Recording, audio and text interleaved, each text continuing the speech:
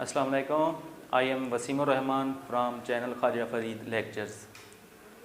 Previous lecture में जो है वो हमने डिस्कस कर रहे थे बियोलॉजिकल के जो है वो लेवल्स। सबसे पहला लेवल जो हमने डिस्कस किया था वो था सब एटॉमिक और एटॉमिक लेवल। उसमें जो है दूसरा लेवल जो था वो मॉलिक्यूलर लेवल था कि सब एटॉमिक पार्टिकल मिलकर एटम बनाते हैं और एटम मिलकर क्या बनाते हैं, एक मॉलिक्यूल बनाते हैं। आज हमने जो है वो इसका तीसरा लेवल जो है वो डिस्कस करना है। तीसरा लेवल जो है वो कौन सा है, ऑर्गेनेलीज एंड सेल लेवल। कि ऑर्गेनेलीज और सेल लेवल क्या होता है। सबसे पहले हम जो है वो देखते हैं सेल को। Cell is the unit of structure and function of the organism. कि कोई भी ऑर्गेनिज्म है, सेल जो है उसका स्ट्रक्चर बनाने में और फंक्शन परफॉर्म करने में अहम किरदार अदा करता है। तो इसलिए अब हमने पढ़ा था मॉलिक्यूलर लेवल में उसकी दो टाइप्स पढ़ी थी। एक होता है माइक्रो मॉलिक्यूल और दूसरा होता है मैक्रो मॉलिक्यूल।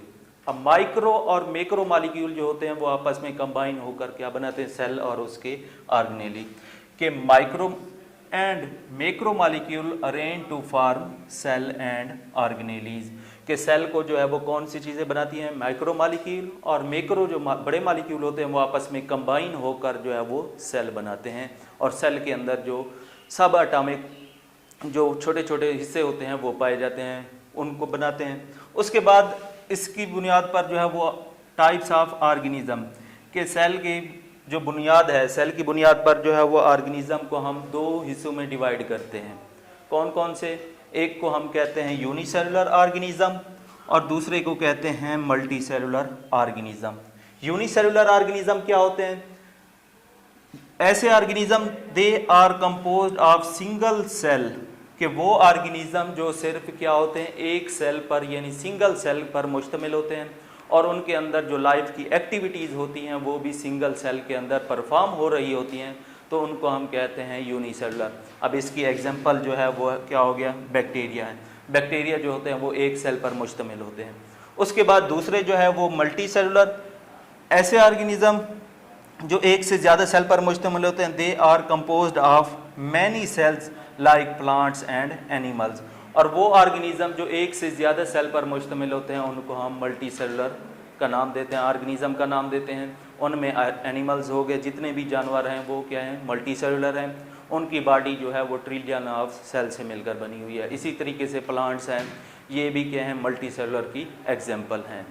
उसके बाद जो है cell membrane is present in all types of cell. अब जितने भी सेल होते हैं उनके गिर्द जो होती है वो एक मेम्ब्रेन पाई जाती है और इस मेम्ब्रेन को हम क्या कहते हैं, सेल मेम्ब्रेन का नाम देते हैं। जितने भी सेल होंगे, अगर वो मल्टी सेलुलर है तो उनके तमाम सेल के गिर्द जो होगी वो मेम्ब्रेन मौजूद होगी। अगर वो यूनिसेलुलर है तो उसकी मेम्ब्रेन जो होगी वो सेल मेम्ब्रेन जो होगी उसके गिर्द मौजूद होगी।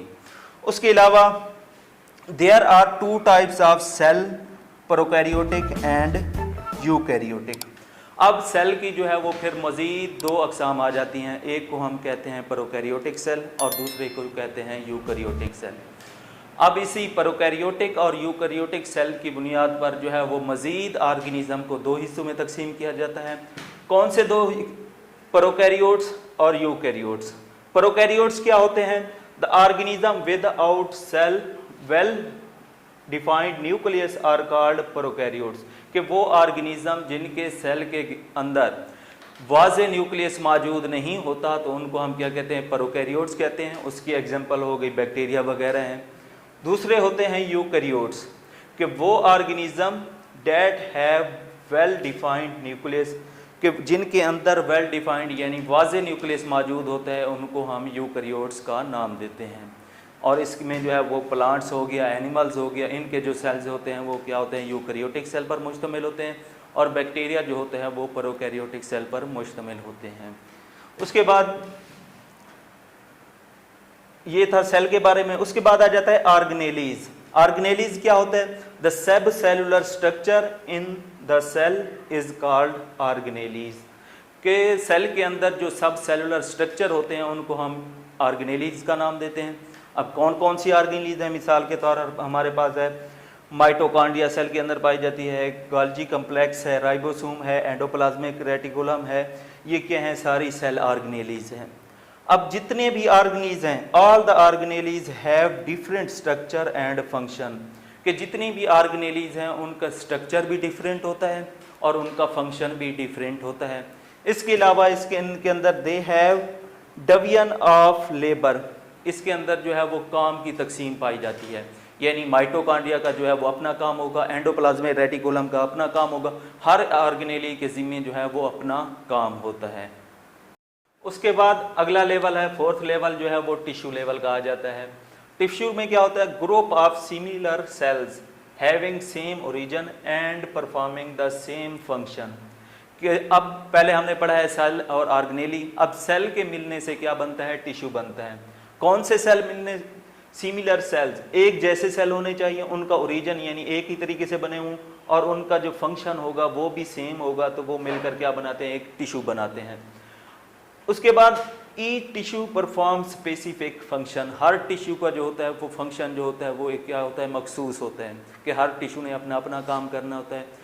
कुछ एग्जांपल दी गई हैं, हम मिसाल के तौर पर मसल टिश्यू है, इसका काम क्या होता है, यूज्ड फॉर कंट्रैक्शन, कि ये कंट्रैक्शन के लिए इस्तेमाल होता है, कि जब हम हरकत करते हैं तो हमारी हरकत करने के दौरान जो मसल कंट्रैक्ट और रिलैक्स हो रहे होते हैं वो मसल टिश्यू कर रहा होता है। उसके अलावा जो है वो ग्लैंड टिश्यू आ जाता है, यूज्ड फॉर सेक्रीशन, कि हमारी बॉडी के अंदर जितने भी हार्मोन रिलीज हो रहे होते हैं उसको कौन कंट्रोल कर रहा होता है, ग्लैंड टिश्यू। उसके बाद जो है वो जाइलम टिश्यू आ जाता है। जाइलम टिश्यू का काम क्या होता है, पौधों के अंदर कंडक्टिंग वाटर की ट्रांसपोर्ट करने में जो है वो अहम किरदार अदा करता है। और phloem tissue used for transport of food, और फ्लोएम जो होता है वो फूड को ट्रांसपोर्ट करने में मदद दे रहा होता है। ये कुछ एग्जांपल हो गई, ये हो गया फोर्थ लेवल टिश्यू लेवल। उसके बाद जो है वो अगला लेवल जो है वो नेक्स्ट लेक्चर में डिस्कस करेंगे। इसमें अगर कोई क्वेश्चन हो आप कमेंट कर सकते हैं। अल्लाह हाफिज़।